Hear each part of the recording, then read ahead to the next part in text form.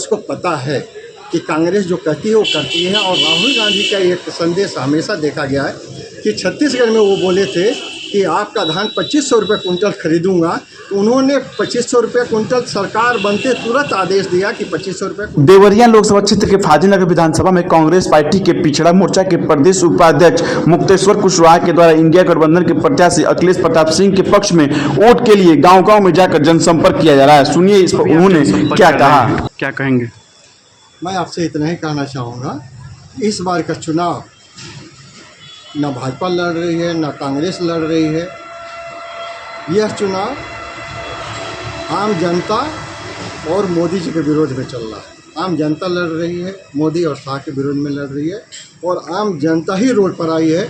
ये कहा जाए कि हाँ कांग्रेस आई है रोड पर, या इनका जो मोदी और शाह का जो अत्याचार 10 साल में रहा है, ना रोजगार की कमी, एक बार बोल के आए 14 में बोले कि मैं आते 2 करोड़ युवाओं को रोजगार दूंगा, महंगाई कंट्रोल करूंगा, और जो रेलवे चाहे संपत्ति बेचना चाहती है कांग्रेस, उसको मैं बेचने नहीं दूंगा, मैं कसम खाता हूं, मोदी जी ने कहा था।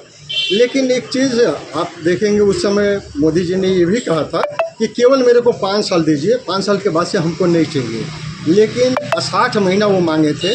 वो जानते रहे कि हमको 5 साल केवल चाहिए, 60 महीने चाहिए, उसके बाद से तो आपकी वोट की ज़रूरत हमें नहीं पड़ेगी, हम तो अपने आप जीत जाएंगे। लेकिन वो 10 साल तक चल गए, लेकिन जनता उनके बारे में जान गई कि ये देश को क्या करना चाहते हैं। कि 2 आदमी, 2 गुजराती बेचने वाले हैं, 2 गुजराती खरीदने वाले हैं, पूरे देश की संपत्ति पर, संसाधन पर। अच्छा, जो नारा दिए हैं अब की बार 400 पार, क्या कहेंगे? 6वें चरण का जो है वोट आज पड़ रहा है। देखिए, मैं आपसे बताऊँ, तीसरे चरण के वोट के बाद से मैं एक आर्टिकल से लिखा था कि तीसरे चरण के बाद ही जनता का रुझान दिख रहा है कि इस बार राहुल गांधी जी के नेतृत्व में बनी इंडिया गठबंधन चुनाव जीतने जा रही है।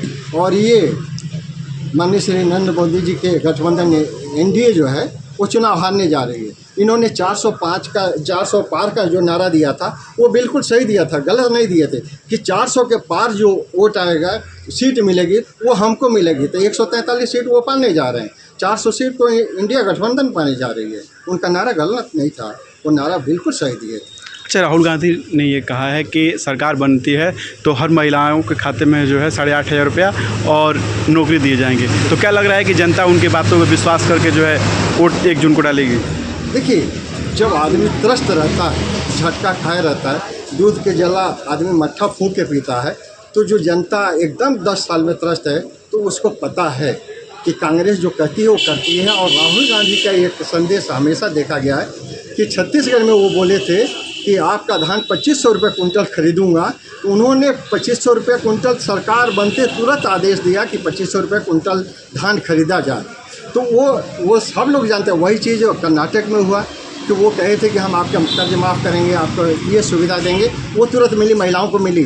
तो ये चीज़ पर अब राहुल गांधी के बातों पर आम जनता, जो भाजपा उनको एकदम पप्पू बना के रखी रही कि पप्पू हैं, लेकिन वो दौरा जो कन्याकुमारी से कश्मीर तक किए, उसमें आम जनता से जो मिल करके आम जनता की बात सुनी और उनकी बातें को, दुख को, दर्द को, पीड़ा को समझा, उसके बाद से वो उसी पर अमल कर रहे हैं और एजेंडा उसी का बनाया है। आम जनता का ही एजेंडा राहुल गांधी ने बनाया है, आम जनता के बातों का ही, तो उस पर जनता विश्वास कर रही है। इसलिए जनता एकदम राहुल गांधी के साथ खड़ी है।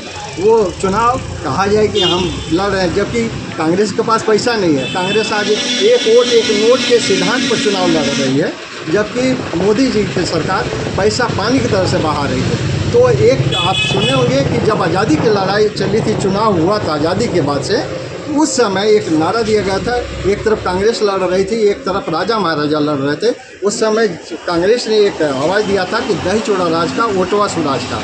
आज वही प्रपार्टी आया है और 2004 के बाद 20 साल बाद 2024 में ऐसा माहौल बना है कि उस समय अटल जी के फील गुड और शाइनिंग इंडिया को लोग भुला गए, जबकि सब पत्रकार भी नहीं समझ पा रहे थे, राजनीतिक समीक्षक भी नहीं समझ पा रहे थे, और भाजपा भी नहीं समझ पा रही थी कि हम हार रहे हैं। लेकिन कांग्रेस भी नहीं समझ पा रही थी कि मैं चुनाव जीतने जा रहा हूँ। आज 20 साल बाद 2024 में वो स्थिति बनी हुई है कि जनता चुनाव लड़ रही है पार्टी से।